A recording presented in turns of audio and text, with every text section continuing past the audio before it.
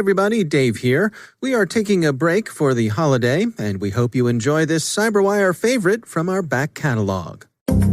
Most of your crimes are done by high, stupid, incompetent people who are willing to perpetrate violence on other people. I don't think there's any difference in the cyber world. Hello, everyone, and welcome to another episode of the CyberWire's Hacking Humans podcast. This is the show where each week we look behind the social engineering scams, phishing schemes, and criminal exploits that are making headlines and taking a heavy toll on organizations around the world. I'm Dave Bittner from the CyberWire, and joining me is Joe Kerrigan from the Johns Hopkins University Information Security Institute. Hello, Joe. Hi, Dave. Got some good stories to share this week. And later in the show, we've got an interesting interview. Oh, I don't know, nobody important, just Penn and Teller. This is awesome. Yes, so that's exciting. We'll be talking with magicians Penn and Teller, but first, a word from our sponsors, KnowBe4. So who's got the advantage in cybersecurity, the attacker or the defender? Intelligent people differ on this, but the conventional wisdom is that the advantage goes to the attacker. But why is this? Stay with us and we'll have some insights from our sponsor, KnowBe4, that put it into perspective.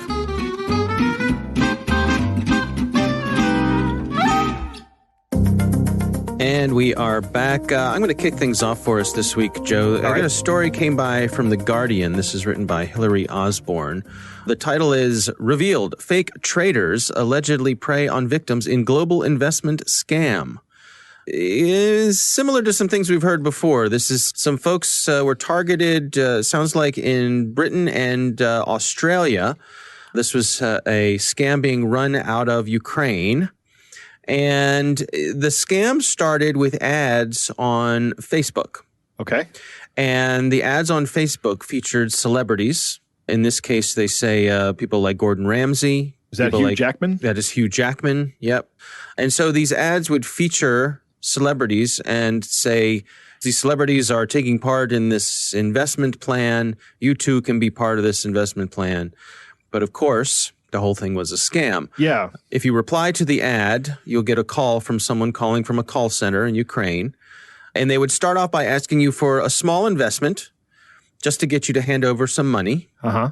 And they also would ask you to, wait for it, install an app on your computer. Oh. Now, this app, according to them, was just so they could demonstrate to you how to use the software so they could have control to show you what to do. Okay. But of course, there was a lot more going on. They would have complete control of your computer. Right. And the scammers would use that control to take control of your bank account. Interesting. Yeah. My favorite part of this one so far is that they ask you for some money up front, and then once you've given that money, then they install the malware. Yeah, I don't know that it's that order of operations every time, but it definitely seems as though they started off asking for a small bit of money to kind of set the hook. Yes. And get you going. That's actually very powerful. You know, it's that sunk cost fallacy kicking in, right? It's very easy to use incrementalism to just kind of continue to get people along once they've sunk a little bit of money into something. Yeah. So what would happen next is once they had invested some money, they would log into their account with this investment firm. And of course, it's all fake. Right. They would log in and it would show that they had made a lot of money. For example, an investment of 2,000 pounds would come back showing that it was now worth 35,000 pounds. Almost like OneCoin. Yeah. So the problem was when they wanted to withdraw the money, one person said that the trader told him he could only access his money if he paid more than 1,000 pounds in bank fees and commissions.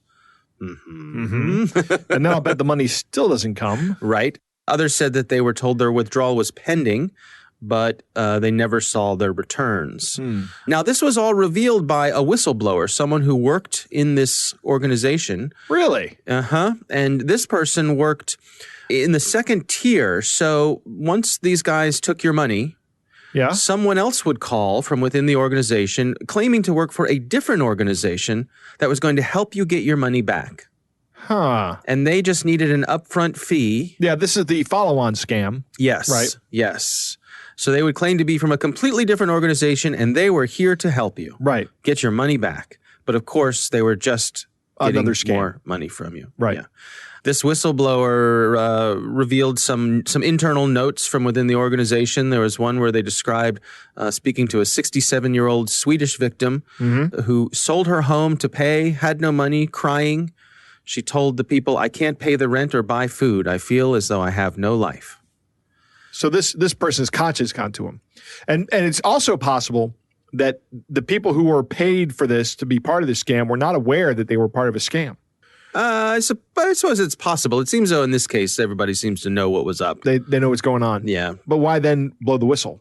That's a good question. I don't know. Perhaps the story doesn't really lay that out. Perhaps he had a moment of conscience. I don't know. But it could just be a disgruntled employee. It does say that they were paid commission based on how much they scammed people out of. But they would go in and just take their bank accounts and empty them out. That's sad. Yeah. They followed up with this organization who it's a group called the Milton Group. And, of course, they claim that there's nothing to these allegations, that they are on the up and up. So we'll see what happens as the investigations make their way through law enforcement. If they can, the company is still around, or this organization still around? The organization that is alleged to be behind this is still around. That organization claims to not be up to any of this. So they're denying everything. Yeah. So we'll see what happens as it makes its way through. One of the things that stuck out to me here was that the people they interviewed for this article, they were able to get in touch with several of the people who fell victim to this, and many of them did not want their names used, right? Because they said their families did not know that they had fallen victim to it. Yes. Yep. And that is a big part of why these people get away with this It stuff. is. It's a huge part of why they get away with it. So, recommendation, I would say preemptively, have a conversation with your loved ones and say, particularly listen, your older loved ones. Right. Say, listen, if anything like this happens, please come talk to me about it. I'm not going to be disappointed in you or ashamed of you or anything. The best thing that can happen is for us to be able to talk about these things, and then we can work together to try to resolve it the best way possible. Right. But this fear keeps people silent. Yeah, and the embarrassment too. Yeah. Particularly with your kids. I mean, I can imagine me being another 20 years older and then having to look at my kids and going, well, your dad who raised you and told you everything that about the world is so dumb that he fell for this. And that's horrifying to me. I absolutely get why people don't want to tell their loved ones that this has happened to them. Yeah. I totally get it. Yeah, and the scammers rely on that. Yeah, they do. All right, well, that is my story. What do you have for us this week, Joe? Dave, my story comes from the Federal Trade Commission, which is part of the U.S. government. And they have a nice website up today that has actually put it up last month, but it's a warning about scams involving the coronavirus. Now, the coronavirus is all over the news, right? Yeah. It is top of mind for everybody.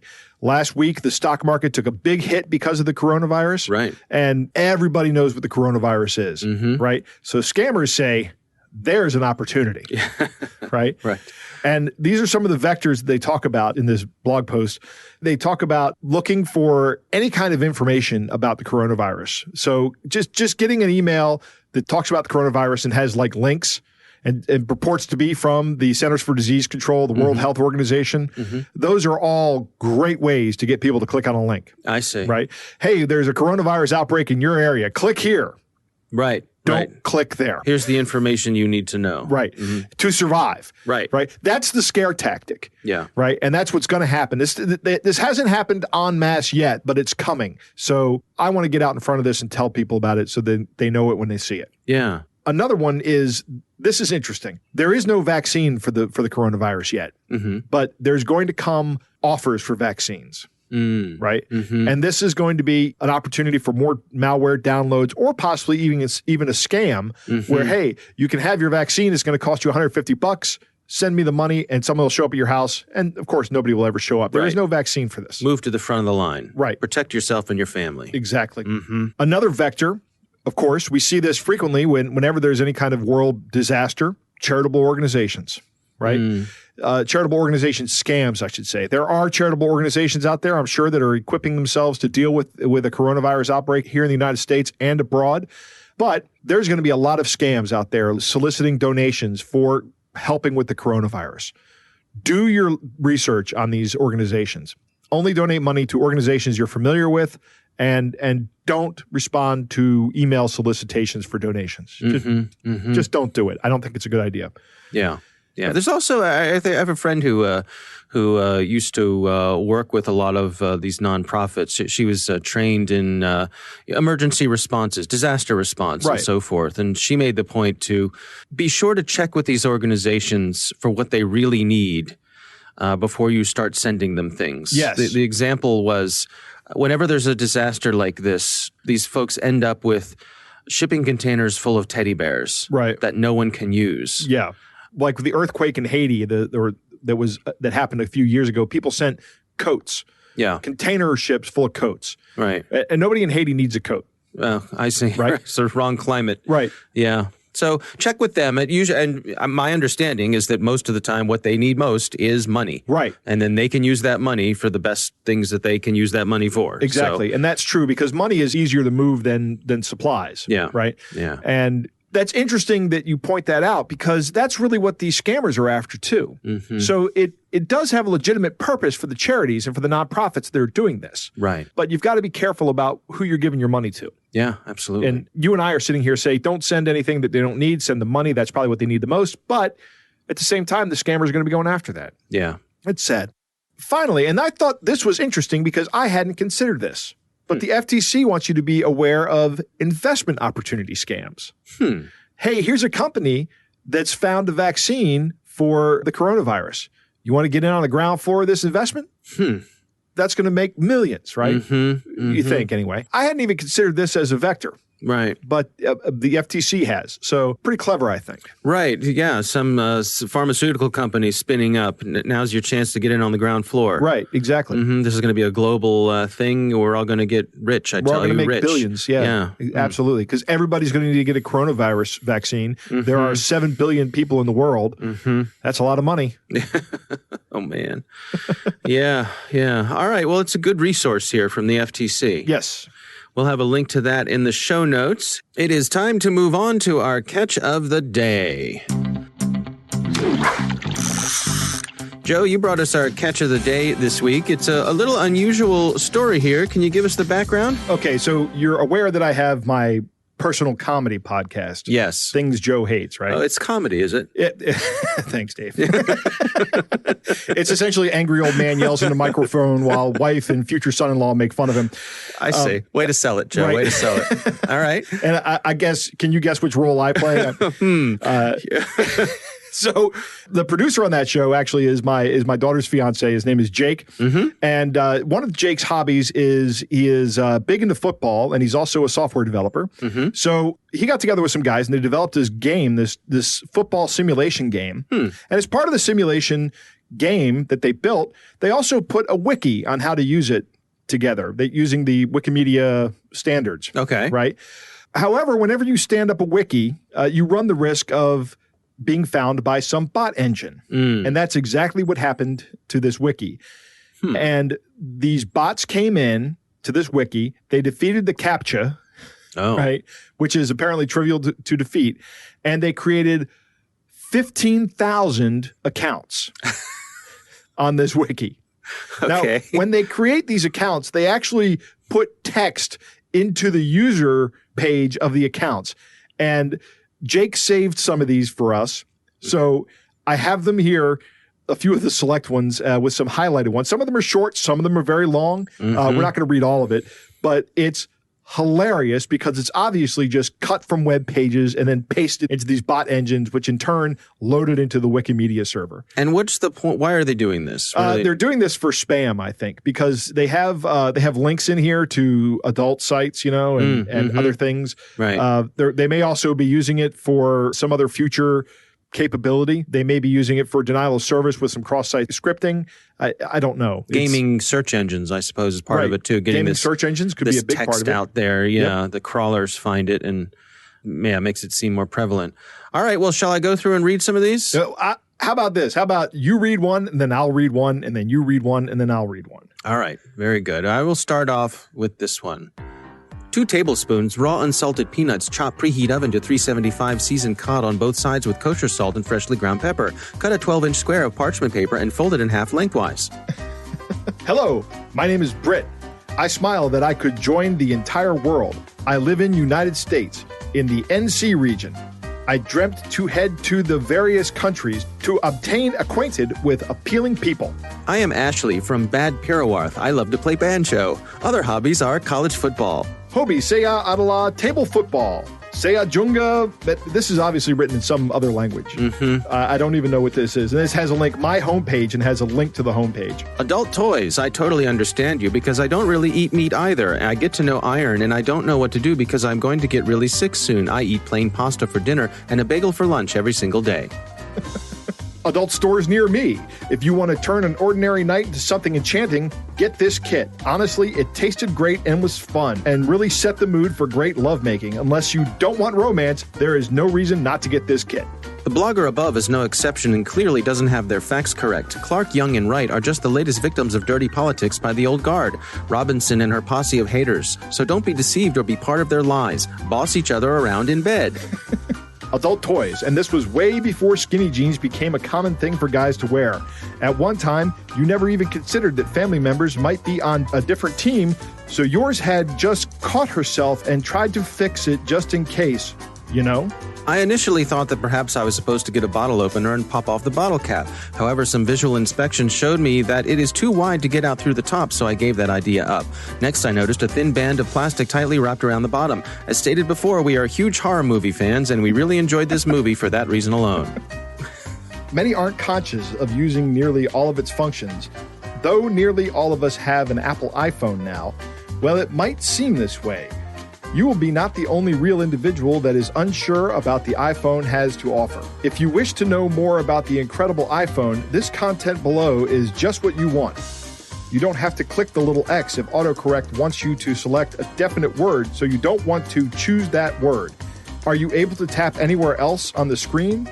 And also, the little suggestion goes away. This can be a lot quicker than seeking to go through the X. All right, so a lot of word salad, really. Right, exactly. Yeah. The word salad is the funny part.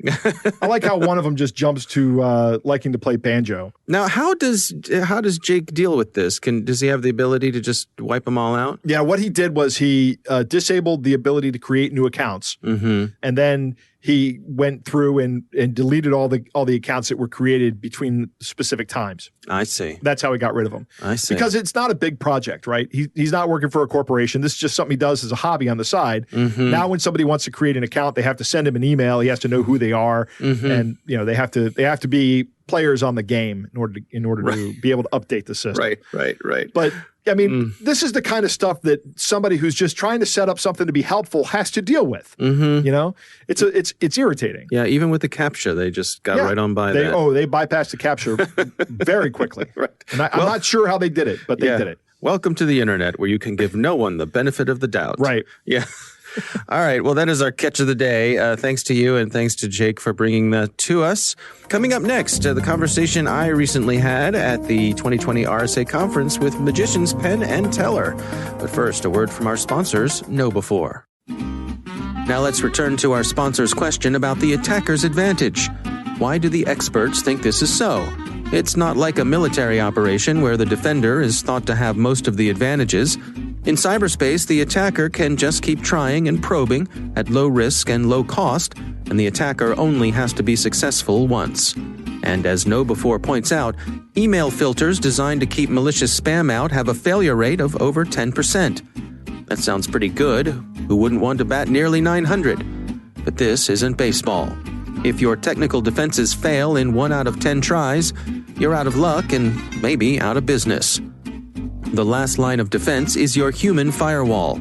You can test that firewall with Know Before's free phishing test, which you can order up at knowbefore.com/phish test.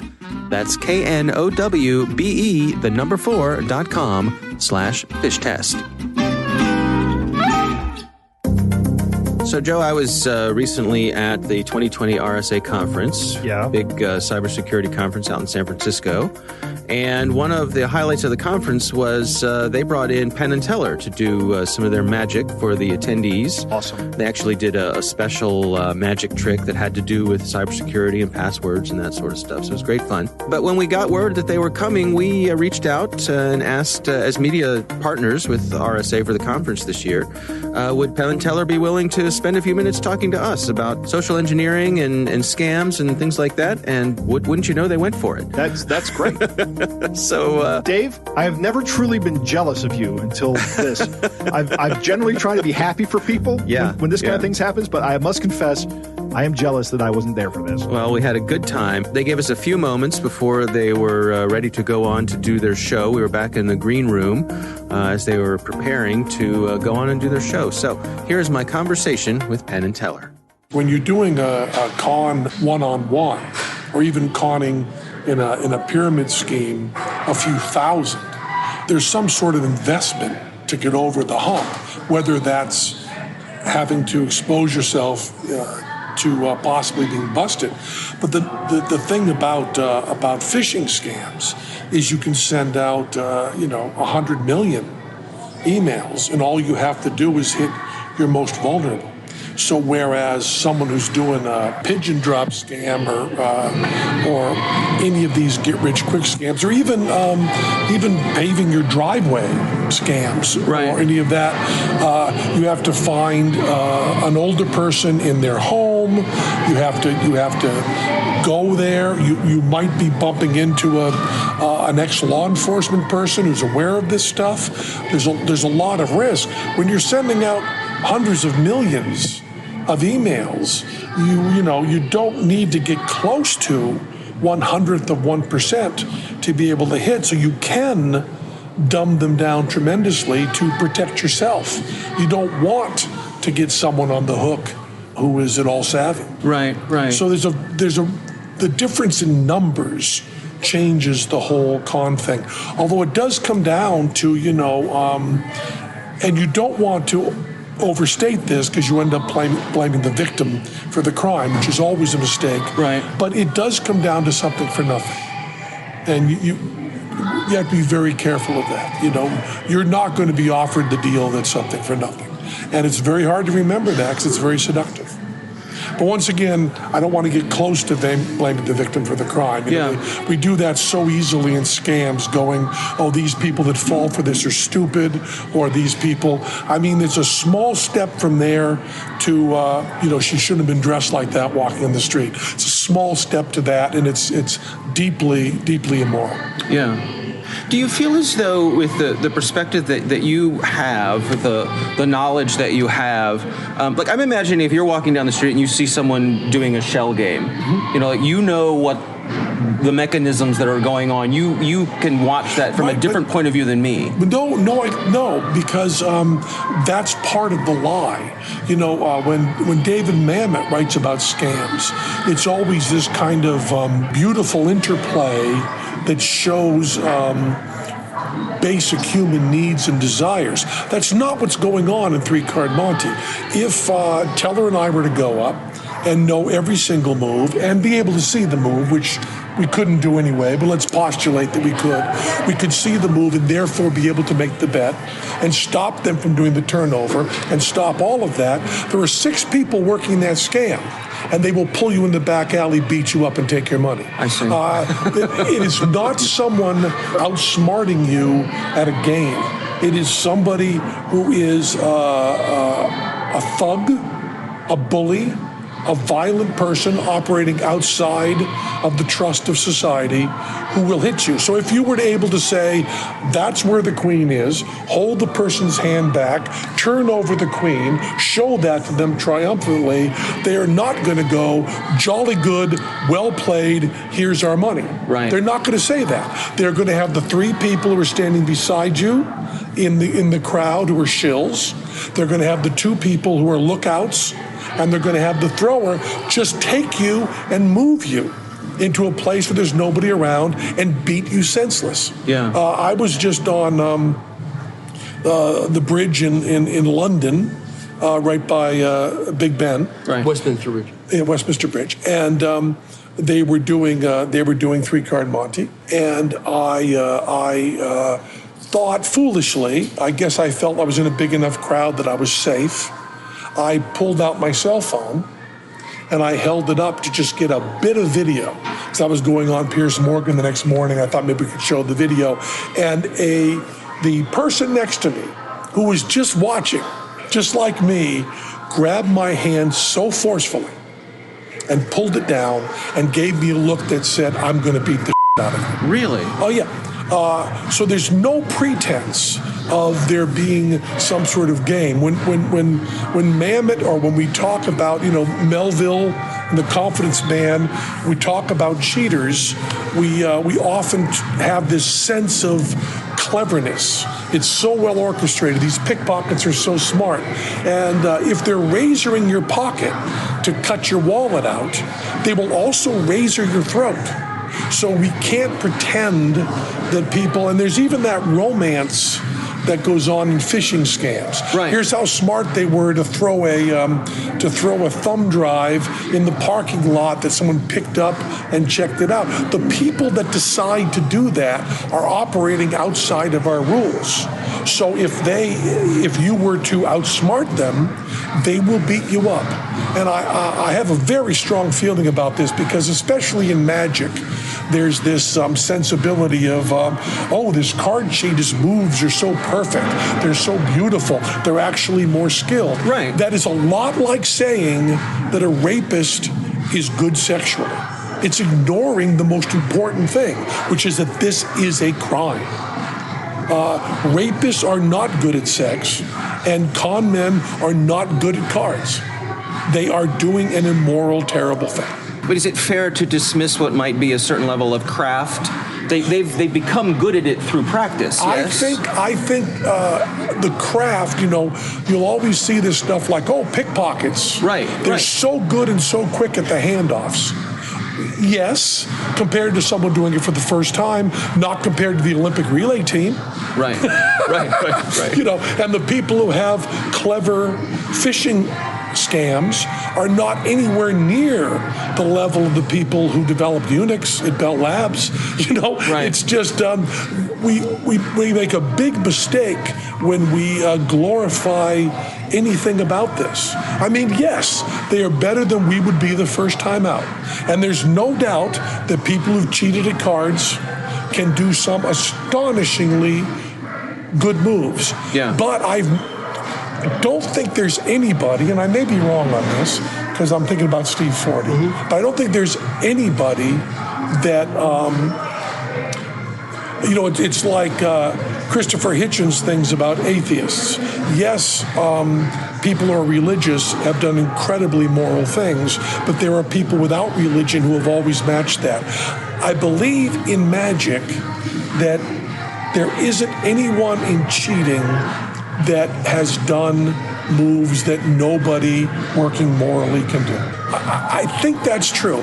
There's always this weird argument that people who are working under heat or real cheating have some sort of more skill because the risks are higher. But that gets to be a very complicated mathematics, because if you have someone doing a high wire act up 100 feet, and you have someone doing a wire act that's up 4 feet, the tricks, the skill that the person working 4 feet are going to be exhibiting are going to be more amazing because the risks are lower. You have to figure the risks in order to get that. I have very strong feelings about this, because this kind of thinking that happens in the cyber world happens so much in Magic. We have people say, I'm bringing back my friend. He did real pickpocketing and he went to jail. And you go, no, he's not better at what we do. I see. He's not better at that. First of all, he went to jail. I don't mean to get too Trump McCain on this. First of all, he went to jail, which means he's not that good. Right. But second of all, the fact that someone is willing to cause damage to other people should not make us think that their skill is greater. Also, when you see a magician, the magician has ahead of time said, I'm going to cheat you. I'm going to do tricks. The person in real life hasn't said that. So you're on alert already when you see a magic trick. So the magic trick has to be better than the scam in real life. And I believe that goes directly into cyber stuff. I mean, I don't think we have any black hat people who are actually smarter and more skilled than the white hat people. I mean, there may be outliers. Certainly there are some that are better than others, but the people that I know that are, we knew Dennis Ritchie and Thompson and Rob Pike and all the original Unix people at Bell Labs, and I've never seen, or Shannon.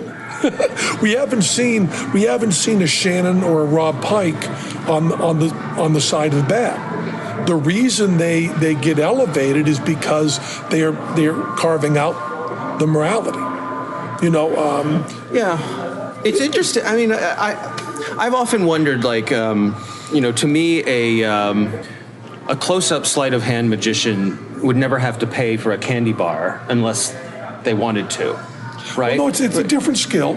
It's a different. But you understand what my point the point is that you choose. No, everybody chooses. Right. You do not have to pay for a candy bar. I can assure you that you have been at a convenience store. Right. When someone wasn't watching you closely, that you could have stuck it in your pocket. There's no special skill to stealing. There really is no special skill to stealing. Most of your robberies are opportunist. The idea of the clever heist, the Ocean's 11, is essentially a fiction. There's a few stories of very clever robberies, but those stories there's 24 of them over the past 100 years. I mean, they're just not. There's the one with the dice being switched at a table on innocent people while something else is happening over there. That's very, very clever, and that's something that happened in the late '60s that is still brought up as the one clever scam. Right. Mostly, it's people who are. Most of your crimes are done by high, stupid, incompetent people who are willing to perpetrate violence on other people. And I don't think there's any difference in the cyber world. Podcasting is an audio medium, obviously. You have your podcast. Are you aware of any of the existence of any audio-only magic tricks? Is magic a visual medium? Everybody's there's a bunch.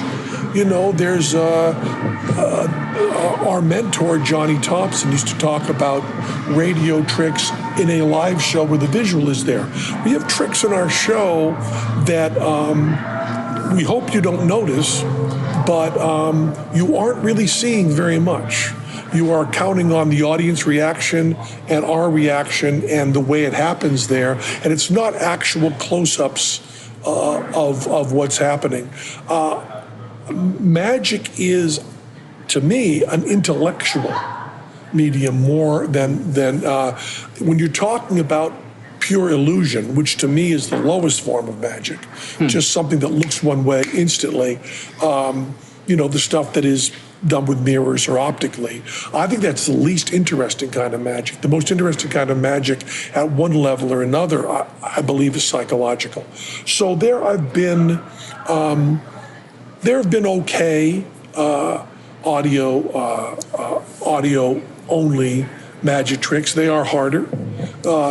Just like TV only magic tricks are much harder because you really want to be in the room so that the rules of time and physics cannot be manipulated. The problem with magic on television is the most amazing magic trick we could ever do happens every 20 seconds in TV, which is a different point of view. If we could suddenly have you looking at us from over there, it would be the most phenomenal magic trick ever done. And yet on TV, all the time. Right. On TV, you have Avengers. You have all that's showing. Right. So audio has kind of that same problem.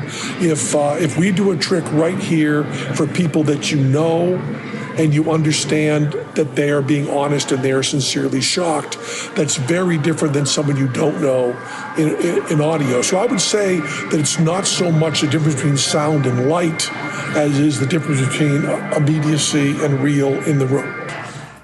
All right, Joe, what do you think? Well, a great interview. There's a lot of interesting things that Penn has to say in here. There is a risk to conning in person, a real risk, and that scamming online mitigates that risk. Right. You could be on the other side of the planet. Right. I also find it interesting that three-card Monte really is a dangerous game, it seems. Right? And at the root of everything, we're still talking about a brute force situation. In a lot of my analysis work, I think brute force still has a very large role to play, particularly when it comes to cracking passwords. And what Penn was talking about when he was at a three-card Monte game in England, and he came very close to upfront and personal with the brute force nature of the game. Right. These guys are not these elegant cheats. They're going to use brute force if they have to. Right. It's available to them. One of the things he said was the scams typically come down to one thing, and that's the something for nothing. Right. And it's hard to remember that because it's so seductive. That's absolutely true. It's very hard for us to keep that in mind, that there's always something that you're going to have to pay if you want to get something. Right. And I'm also glad to hear Penn's statement on victim blaming. Yeah. That, we shouldn't be blaming the victims. These people are victims of criminals who took advantage of them. Right. His statement on these hackers not being the best and the brightest, I have known some very, very, very good reverse engineers and pen testers. And invariably, those people have worked for legitimate companies that contract out with people to do this. And I agree. I think these people are actually better at what they do because they get to do it longer and more often for legitimate money. So even if you just look at it as a skills game, if you have the opportunity to repeatedly try to break into places because that's what you're contracted to do, and you're not going to go to jail for that, then you're going to get better at it than anybody who does get caught. Yeah. Right? Because they're going to go to jail and they're not going to get much better at it. Yeah. Interesting also how he pointed out, I think accurately, that this myth of the criminal mastermind, it's good for movies and TV shows and so forth, but most of the time in real life, that's not how it works. That's not how it is. Yeah. There are no Bond villains out there. Right. They're all actually running their own companies. Like maybe Jeff Bezos is a Bond villain who figured out something that worked and legitimately went out and made billions. Right. Right. When you guys were talking about stealing the candy bar, that made me think of something. We all play by the rules because we know it's better if everyone does. Right. We are part of this unwritten social contract that, if I know that if I continually go into a store and shoplift, even if I don't get caught, it's going to make it harder for that store to do business. Yeah. And then that store may not be there. It's also going to make items more expensive for people. And there's a whole list of reasons why you don't do it. But in high crime areas, stores just don't go in there because they can't operate and make a profit. Yeah. So again, thanks so much to Penn and Teller for taking the time for us. They were very generous. Also, a special thanks to our producer, Jennifer Iben, for making it happen. She did a lot of work behind the scenes to coordinate that interview. And I have to say, it was a real thrill for me to get to spend time with them. Big fan of Penn and Teller for a long time. Well, that is our show. We want to thank all of you for listening. And of course, we want to thank our sponsors at KnowBe4. They are the social engineering experts and the pioneers of new school security awareness training.